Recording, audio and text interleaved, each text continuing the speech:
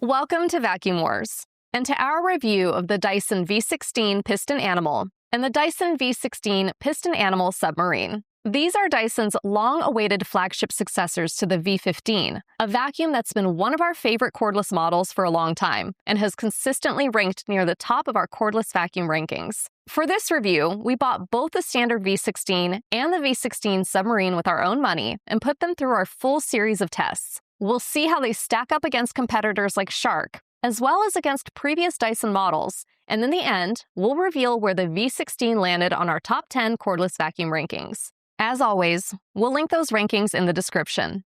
So, let's get started.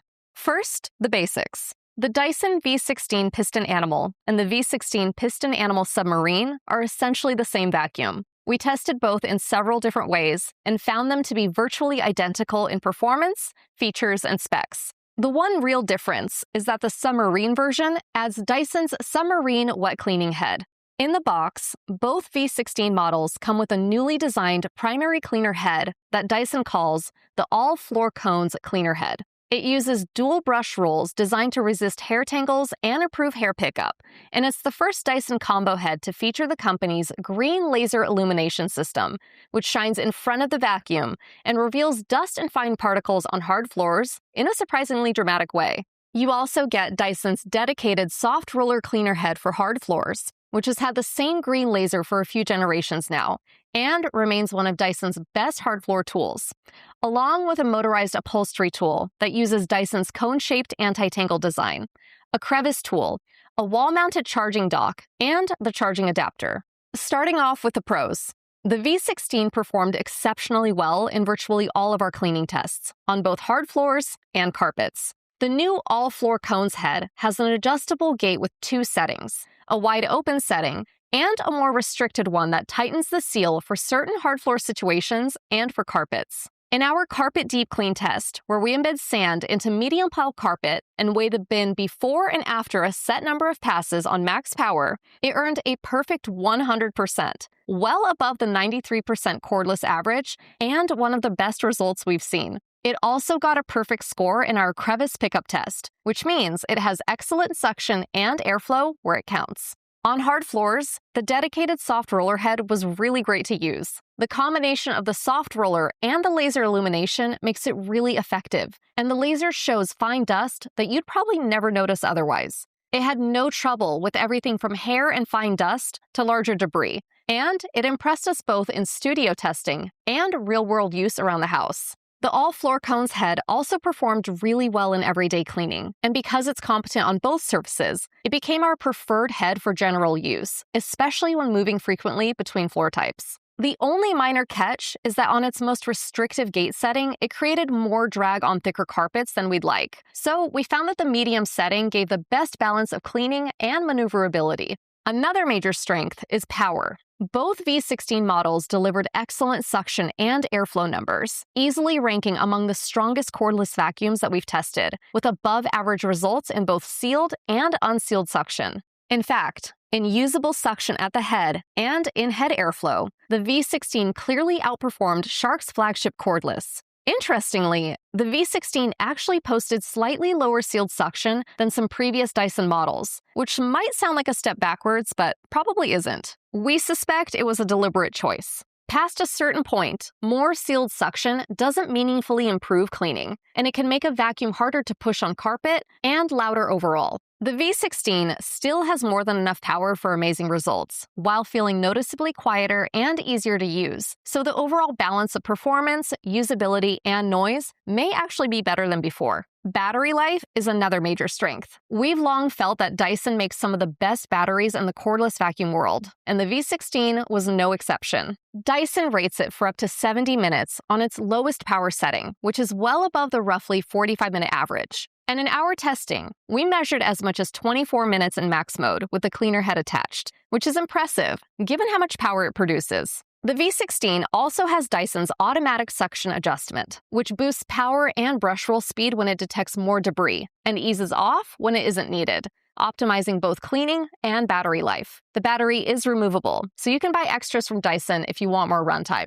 The V16 also has one of the best battery displays on the market. Its real-time digital screen shows exactly how much runtime remains based on the attachment and power mode that you're using. The display does more than just track the battery. Using Dyson's onboard sensors, it shows real-time particle data as you clean. So on a dirty carpet, you can actually watch the particle counts climb as it picks up more debris. Filtration is another big pro. The V16 has a fully sealed HEPA system, meaning it pairs a true HEPA filter with precise seals throughout the machine, so dirty air stays contained instead of leaking back into the room. In our fog test, which is designed to catch leaks in the filtration system, the V16 passed perfectly with no visible fog. We also really liked the redesigned dustbin. It has a generous above-average capacity, but the standout is the new two-stage emptying mechanism. It still uses Dyson's familiar trombone-style ejection, but a secondary lever lets you compact debris deeper into the bin so you can clean longer before emptying. And it also scrapes debris off the interior walls during emptying. Anyone who uses cordless vacuums regularly knows how cloudy and coated those bins get over time, and this keeps the inside much cleaner. Ease of use is another strong area, though the story here is a little nuanced. On paper, the handle is still heavier than the average cordless vacuum that we've tested, and heavier than Shark's flagship, but it's noticeably lighter than previous Dyson models. And more importantly, it feels lighter in actual use, likely thanks to improved weight distribution and a better center of gravity. The V16 simply feels much more nimble than earlier generations, which is especially noticeable during above-floor cleaning when you're holding the vacuum's weight in your hand. On attachments, Dyson continues to do amazing work. The motorized upholstery tool is one of our favorites, handling furniture, stairs, and pet hair really well, with an anti-tangle design that keeps hair from wrapping around the brush. We do wish Dyson had included one of its dedicated brush tools in the standard package, but there's a smart partial fix. Both the base of the handheld unit and the end of the wand now have a small protrusion, which addresses a long-standing annoyance. There's always debris too large for the cleaner head, or a baseboard, ledge, shelf, or corner you want to quickly hit. And we found ourselves using this feature to handle small jobs without swapping attachments in real-world testing. The final pro is the headline feature of the Submarine version, Dyson's new Submarine 2.0 cleaner head, which turns the V16 into a hard floor mopping machine. You fill the integrated clean water tank, attach the head, and the V16 automatically recognizes it and lets you choose a standard or higher water flow setting. As you clean, water is dispensed onto the roller to keep it damp. What's different from the popular vacuum mop combos is that the Dyson keeps the entire wet cleaning system inside the head itself. Dyson's argument is that many competing systems get unsanitary over time because dirty water and debris are pulled up through internal tubing and pumps before reaching a dirty water tank. And even with a self-cleaning cycle, it's hard to know that everything inside is truly clean. With the Submarine, dirty water never travels up the wand.